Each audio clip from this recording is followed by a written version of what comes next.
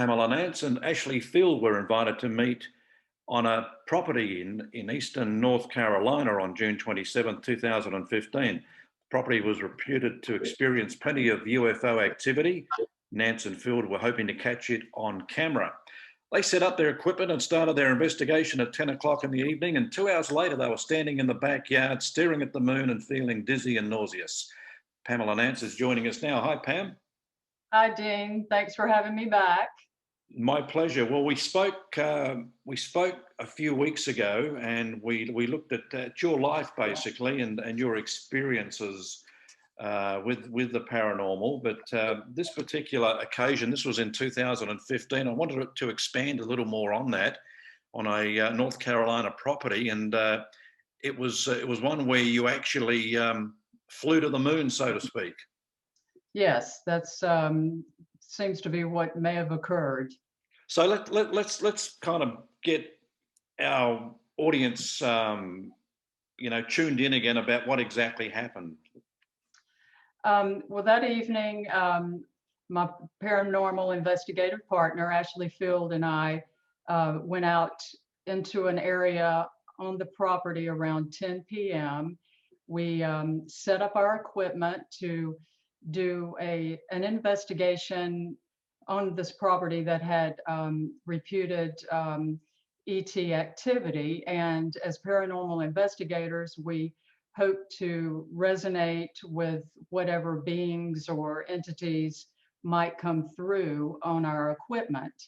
And we began by setting up video camera in a location of the yard that would capture the largest view for us, and about 20 feet behind this designated tree where we had earlier determined we would stand and conduct the investigation for the evening. So we began by starting up the video camera and chatted with the property owners for about 8 or 9 minutes, and the battery died on the camera and had to be replaced. So Ashleigh took care of that, and we resumed filming with the camera and started our SB7 spirit box, which is a device that sweeps AM, FM frequencies at a very high rate of speed, offering white noise for beings to come through and speak to us. I'd had my recorder running, my audio recorder running for a few minutes at that point. I started up around 10, and we made our way under this tree to begin the investigation.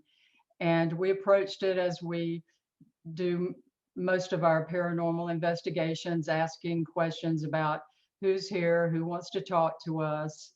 And we started receiving EVPs that indicated there was a presence there, and it sounded as though it was an extraterrestrial presence rather than a spirit presence. Right. So we, of course, honed our line of questioning into where are you coming from? And shortly into that segment of the investigation, we were directed to look at the moon and began receiving audio indicating that these beings were at the moon. And wow. So I do have some audio I could play. Let's listen to some of the audio now. I just want to make it clear that it's not like 100% clear. It's still pretty much in its raw format, and I mean, you intended to keep this kind of under wraps, but I really appreciate you playing some of it for our audience. And but you can definitely hear that there is something there saying something.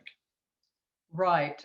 So this is coming directly through the spirit box. You're going to hear some white noise, but hopefully the audio portion will also come through.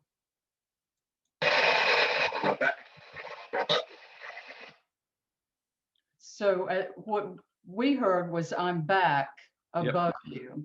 Okay. Were they speaking to you or speaking to each other at that point? They were speaking to us Okay. because we had asked questions, where are you? And that's when they indicated, I'm back above you. And we kept asking similar questions of that nature and received the following EVP. I'm not sure how audible that is for listeners. Play that one again. It's kind of, it says something in reference to the moon. Right. So what we heard was, I'm at the moon. These are really audible with headphones. Over the speaker, a little less so. So we continue asking questions. How are you coming through? And I'll play this EVP.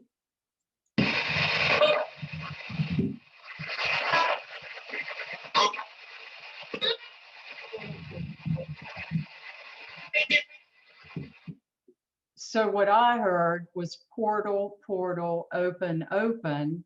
And I repeat that in real time. I say, portal, portal, open, open. And the EVP says, they hear me. Right. And so we get a similar EVP following that one.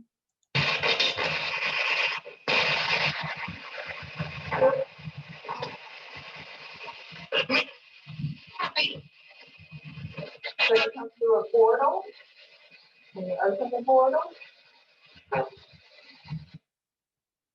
So I heard the people, portal, help, admit it, help me. And I asked, so you come through a portal, can you open the portal?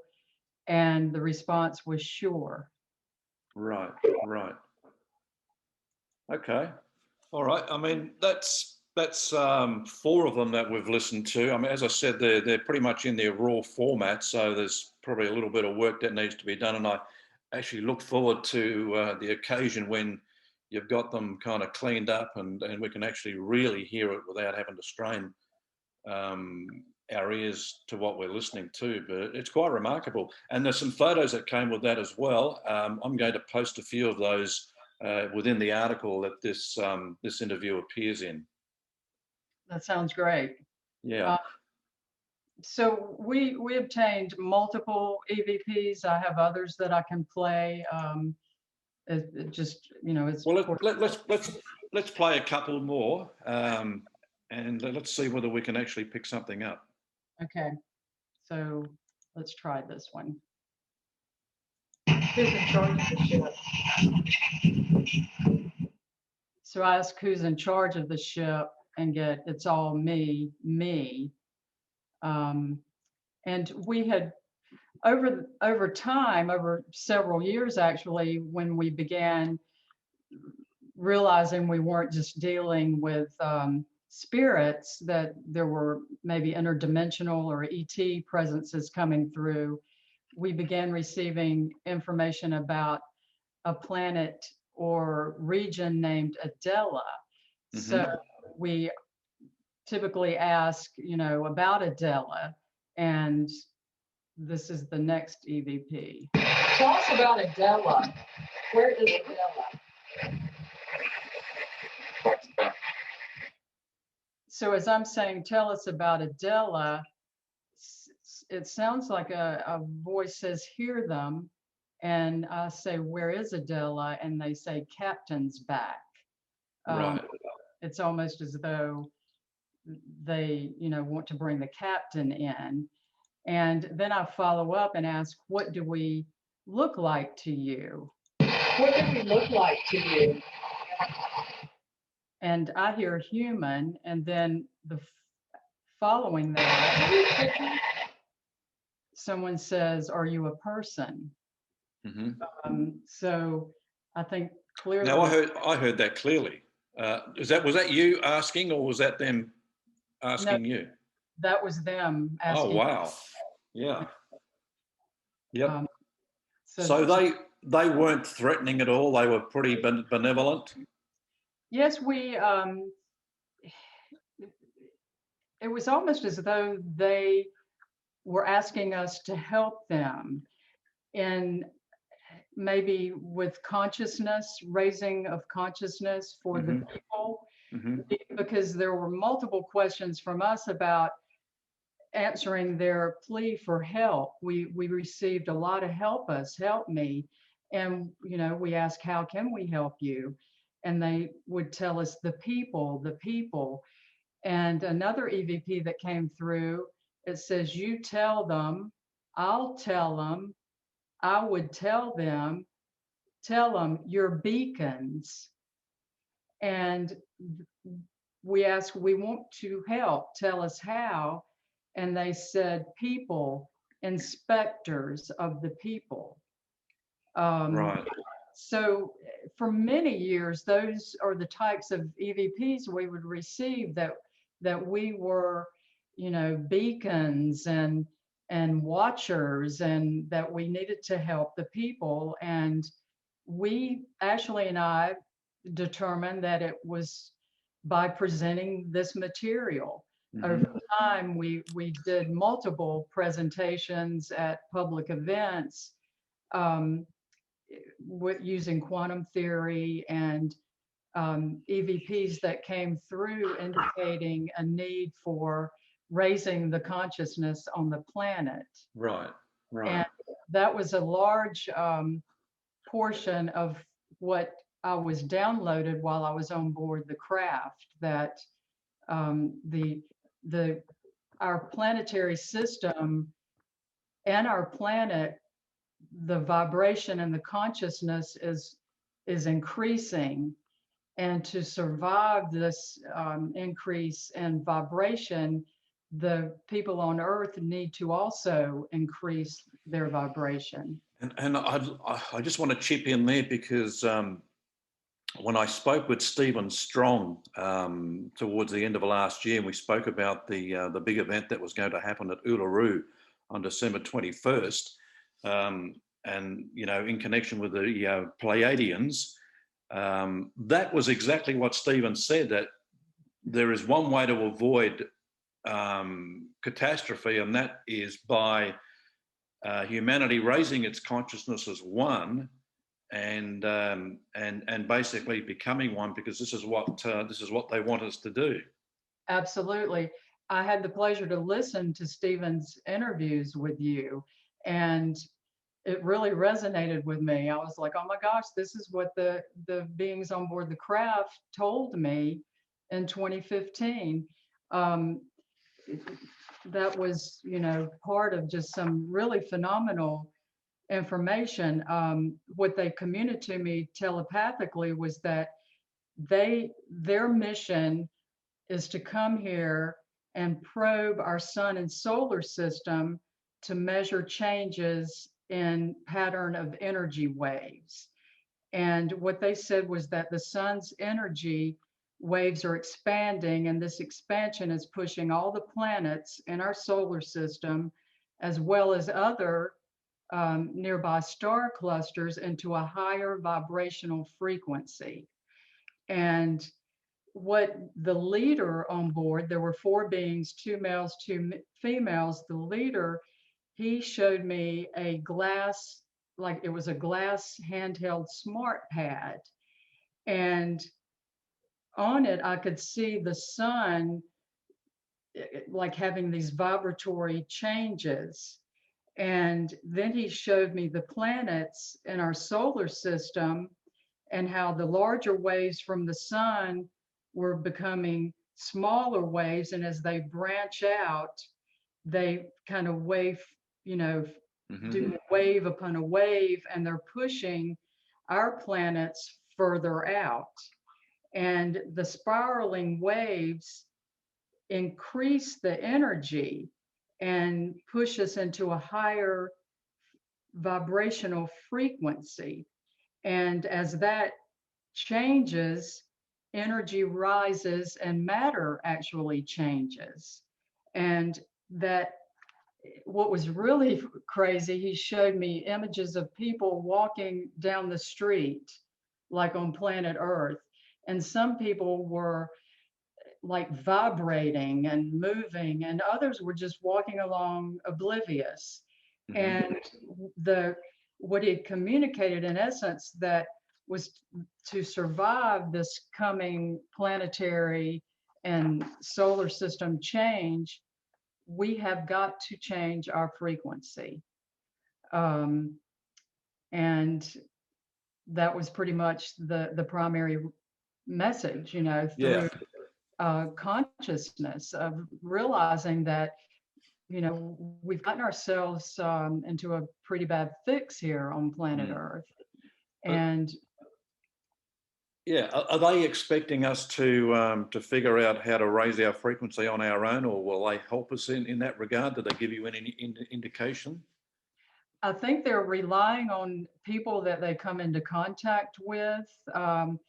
And, you know, as we're all learning, contact experiences are increasing. You hear more and more people come forward and talk about it. And it does change you at a Hmm. very fundamental level. You know, it changes your view about religion and politics and how we treat our planet. And um, so I think as people have this sort of epiphany and they talk about it, I think just you and I talking about this changes Yeah. our vibration. Yep. And, you know, energy is not destroyed, it perpetuates. And if we can, you know, just continue this conversation and enlighten as many people as possible, just to get them thinking outside of themselves and outside of the materialistic world that we've all, you know, kind of been entrapped in. Yeah. Maybe we can change in that way. Yeah. And I know that Stephen spoke about the Schumann resonance. That's pretty phenomenal when you look at the steady state that the planet Earth had as far as its vibration at about 7.5 hertz for a number of years. And Right. just in the last few years, it's jumped between 25 and 30. And you hear reports from all over the world about weird sounds coming from the planet, you know, hums, and it's, you know, kind of driving some people crazy in Yep. parts of the world. Yep. So you just wonder what's going on and what they are trying to help us Yeah. understand. The, the other thing too is getting through to people, hoping that they'll understand and believe, and you would think that we are speaking to well, basically preaching to the converted, but I know we're not. There are going to be people watching this that have got huge doubts about what we're talking about. So, what would you say to those people? I would just say to please try to just take a step back and look at our beautiful planet. Just look at the sky, look at the stars at night, and think about how we're spinning around in outer space. And this did not happen by accident. And there is some type of higher power at play. Um, it's not about us as humans, and this is it. You know that this is the only intelligent life form in the universe or galaxy. And you know, all you have to do is look around at this, Hmm. at what's happening. We're alive, we're existing on this planet. And to open themselves up to people who are you know, and many times highly educated people that have a lot to lose by speaking what they feel is the truth. Yeah. Yeah. Um, you know, we're not all just making this stuff up. And No. there's so much information out there. And maybe to try to just sit quietly and meditate to see what might come through. Yeah. Just doubling back to the moment that you were returned to the backyard, and as I mentioned earlier, you said you were feeling dizzy and nauseous, but a lot of people that watched that part of the interview were I mean, I'm going to use the word jealous. I mean, they wish they had been you on that particular trip. And I'm just wondering, can we just recap some of what took place and where you actually went to? Um, so in the previous interview, I talked about initially coming on board and being shown the energy system of the craft through this plasma wall, and um, how they indicated to me that they don't travel in the sense that we think they do, um, that they hop across timelines. And what they downloaded to me is that they build their crafts in space at the mothership using pure energy at the microatomic level. And they're able to convert that into a physical substance. And that microatomic energy enfolds the craft. And that is what makes it capable of utilizing the wavelength of light. So the craft can move from one point to the other in an instant. There's no velocity, there's only a shift in frequency as it aligns itself with the wave energy of light. And that's what creates the shift in space-time. And it's the key to space travel. And so what we encountered that night was we hopped across timelines and ended up coming into a planet that was almost like in twilight. There was sort of an orange glow in the atmosphere. And I also talked about in the other interview how there weren't any windows on board the craft until you thought about it. It was like they were smart windows. Right. And so right. I was curious about, once they indicated we had hot timelines where we were, I was able to look down. And what I saw from that point of view was this beautiful glowing twilight light looking down on this planet. And there was a geodesic dome that was very brightly lit. It was interconnected with multicolored piping, like neon colors, connecting the glass panes. And coming up through the panes of glass was light. And as I'm looking down on that scene, we are suddenly inside this building. I don't really recall like coming in for a landing or anything like that. We were then at a conference. It appeared to be like a conference of a multi-species group gathering. Right. And we weren't really allowed to participate. We were allowed to observe. And there seemed to be like an interspecies or interplanetary or interdimensional group of beings that were in charge, and they were elevated, sitting, in a formation at a table, for lack of a better word, carrying on their business of. Did everyone pretty much look the same, or did when we're talking species, were they completely different? There were different species intermingled within the group, not sitting at the table. Those beings were more humanoid, but not like you and I, but they weren't weird looking. Right. They appeared almost, I don't want to say, angelic, but they did have a glow and a presence to them, but in a humanoid form. But in the audience, there were what appeared to be interspecies. What I recall, the Nordic looking species, some that looked elephant skinned, had very saggy skin and big feet, big floppy feet. Some that could be maybe the, I don't want to say reptilian because that tends to entail a negative connotation, but scaly type beings, Yeah. and then Wow. humanoid types as well. Yeah. Was the were they talking out loud, or was it all telepathy? Um, we could hear like, a hum of voices, but not really like speaking as you and I would. Yeah.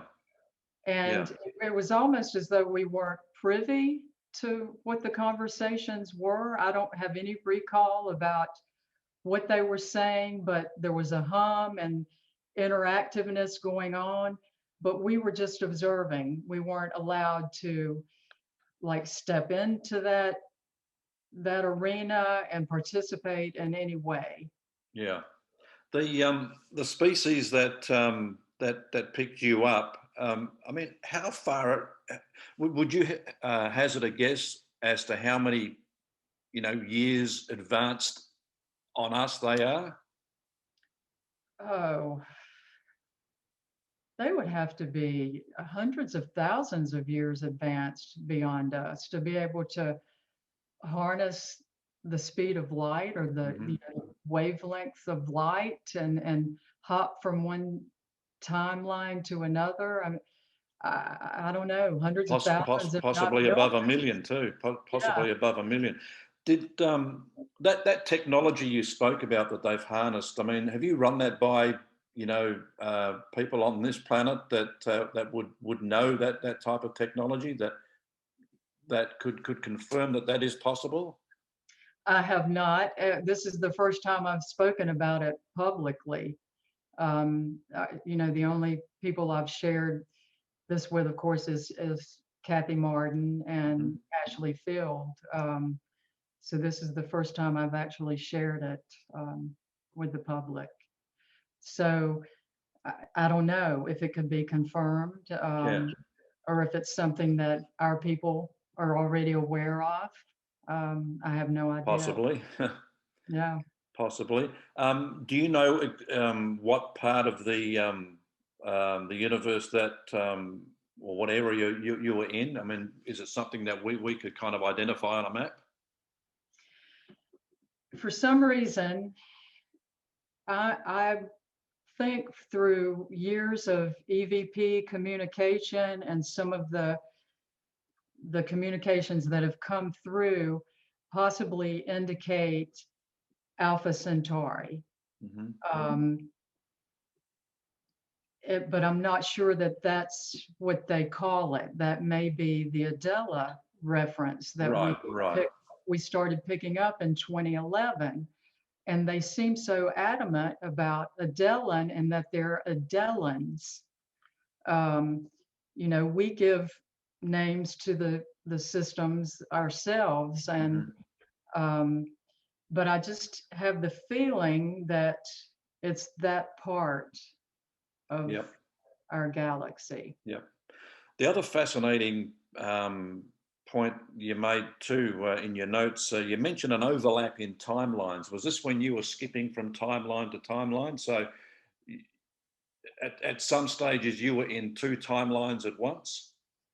Right. So, and when we reviewed the evidence, we primarily focused on what we had picked up from the spirit box that I played previously, those EVPs. And when we realized we had the missing time, we focused on the audio from the video camera that had been running from um, probably about 10:30 until 1 a.m.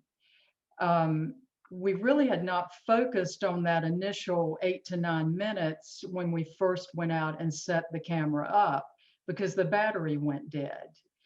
Um, but as we picked up all of this incredible evidence, we went back and took a closer look at that first 8 to 9 minutes. And that's when we first saw the video of the being that was sitting up in the tree. Right. and the smaller being that kind of flew up and sat on his shoulder. And so we focused then on pulling that video out, clarifying it, enhancing it, slowing it down to capture the image of that, what appears to be a very large being sitting there in the black bodysuit, and then the smaller being that comes up. And we didn't pay that much attention to the audio. Mm-hmm. It was only within the last 6 to 9 months that Ashleigh said, hey, just go back and listen to all the audio again. And so I started with that 8 to 9 minutes. And what I found was you can clearly hear us at the video camera talking about how we were going to, approach the evening. We were going to set up under the tree with our equipment. And towards the end of that 8 minutes, I turned the spirit box on. You can hear us walking away from the video camera about 20 feet over to this tree. And we began asking the questions that led to the EVPs I played earlier. Mm-hmm. But then at the same time, you can hear what sounds like a craft, for a better word, coming in. There's a loud roar. And under that roar, there's an electronic voice that says, step out. And Ashleigh says, we're here. And right at the video camera's mic, you hear someone else say, the people. And then I say, the craft has landed. Mm-hmm. There are people looking out the windows. And Ashleigh, says we're back, and she's not happy to be back, and neither am I. But at the very same time that this conversation's happening about them returning us, telling us to step out, and I'm talking about the craft, you can also hear us over under the tree conducting the evening investigation. So I don't know if they did that on purpose, just to say, look, this is what we can do. Wow. Because they've got enough technology and enough knowledge to know which timeline to bring us back to. Mm-hmm. So something happened. There was a time warp, and clearly that one large entity and the smaller one, they were there when we went out and set the camera up. Yeah. One more question on this, Pam.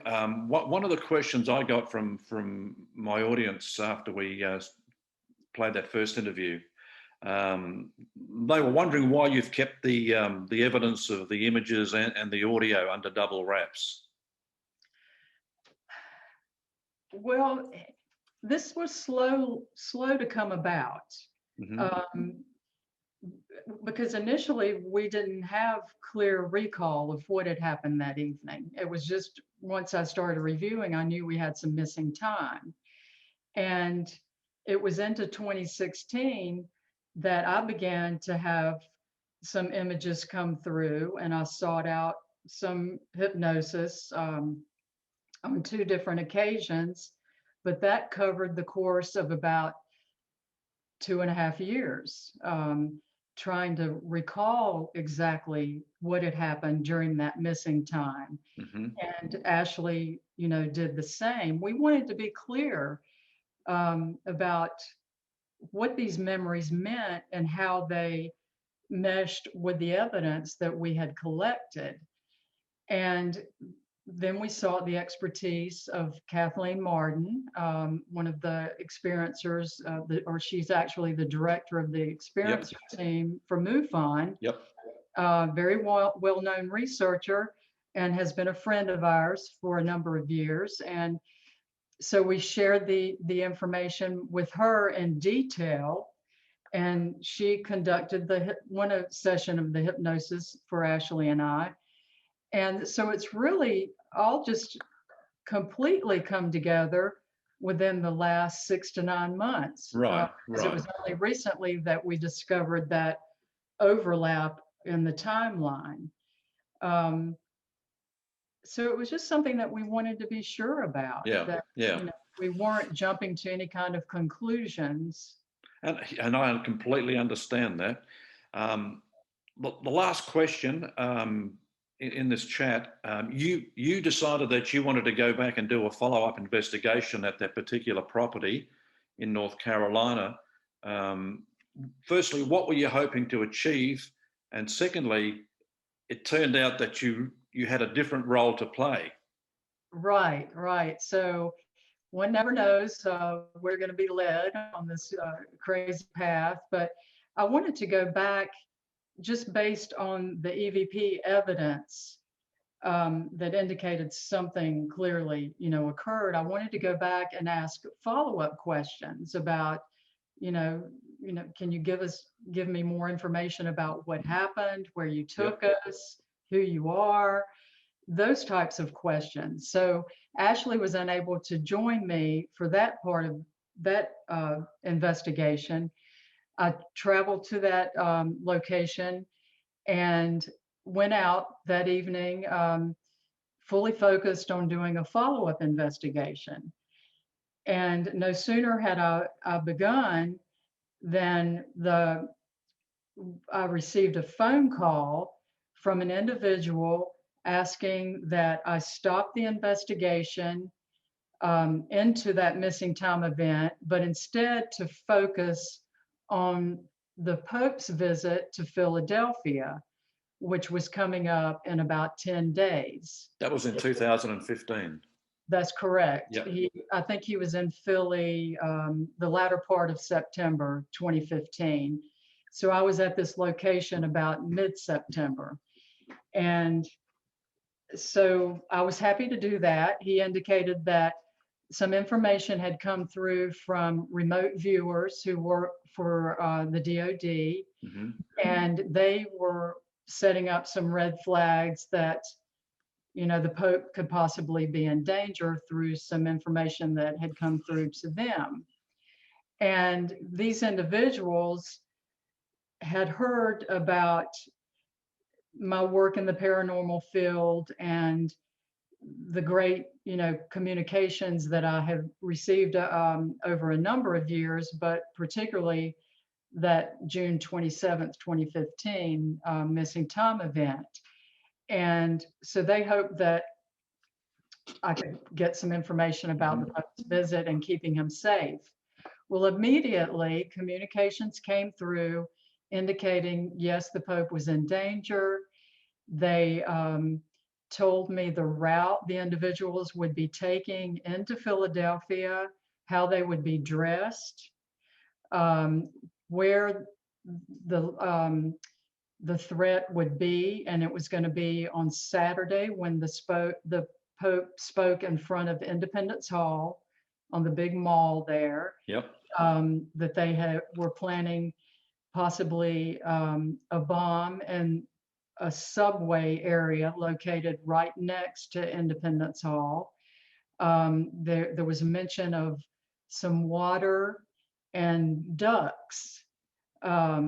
So some of this really didn't make sense. I could hear it coming through real time, and I would grab on to what I would hear and ask additional questions. But it was when I returned home the following day and had an opportunity to really listen to the recording. Yep.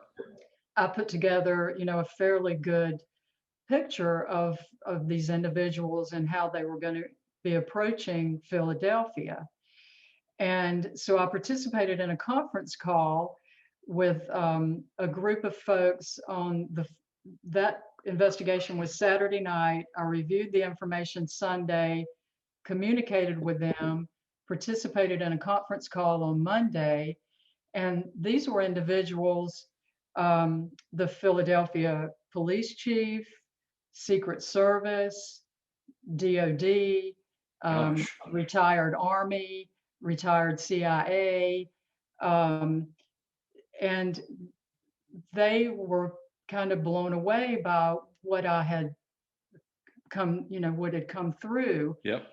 And it was verified to a certain extent by these two remote viewers that they had been working with, but I picked up quite a bit of additional information. And they had maps, and they directed me. I was at work at the time, and so I had access on my computer to Google Maps, and the highway lined up exactly. And I don't know Philadelphia. I was up there 40 years ago. Yeah. But they gave me the highway. They were coming across from New Jersey on foot, across a bridge. They were going to be dressed from the waist up in police uniforms, but the pants and the shoes would not fit Right. that uniform. There would be 4 individuals. They would come across this bridge, across some water, which had come through. And these ducks had referred to a ride right there called Ride the Ducks. So a lot of it, was confirmed, plus additional information. And they asked me to do another investigation in my home office that night to get more info, and which I did, and additional information came through. I had another conference call. And so long story short, I received communication back from the Secret Service agent, and a rather long letter thanking me for Wow. helping keep the Pope safe, that he didn't go into any details about exactly what the threat was, but that I'd been instrumental in helping with those efforts, and that, the Pope managed to get through the visit and flew out that evening, or Sunday evening, and was unharmed. Wow. So the information that you had gathered, you had got through your work with your equipment. Exactly. Yes. Whoever they are, they were very willing to communicate, gave me a lot of detailed information Wow. about the harm and exactly where it would occur. That's amazing. And I had no idea that there was even a subway entrance right there at Independence Hall. They even described that it was brick lined, and it would go down the stairs, and then this Ride the Ducks, that it was just right across from this Ride the Ducks on the water. And so a lot of detail. Have you been called on again to help out in similar situations? I haven't, not since that opportunity. I haven't been called upon. It's quite amazing, Pamela. I mean, I'm a little bit envious of the life you're leading at the moment. I mean, I did a report recently about Dave Spinks, who has been termed as, I think he calls himself a monster hunter, and I asked the question about who would consider that being their dream job, and probably 90% of the people who responded said, yes, that's my dream job. And but you're certainly traveling to some amazing places and doing some amazing work. So what have you got planned going forward? Well, I'm kind of toying with the idea of writing this up maybe into a book. Mm-hmm. And I've also been approached about a potential movie later, when COVID kind of relaxes and people are able to travel. There is a producer that worked with Travis Walton that's interested in the story. Okay. So, I just want to continue communicating. I like doing these home office sessions and staying in touch with these Fantastic. people. And so we'll just see what happens. Yes, well, keep us posted. And once again, thank you for your time. It was my pleasure, Dean. I appreciate you having me on. Pamela Nance joining us today.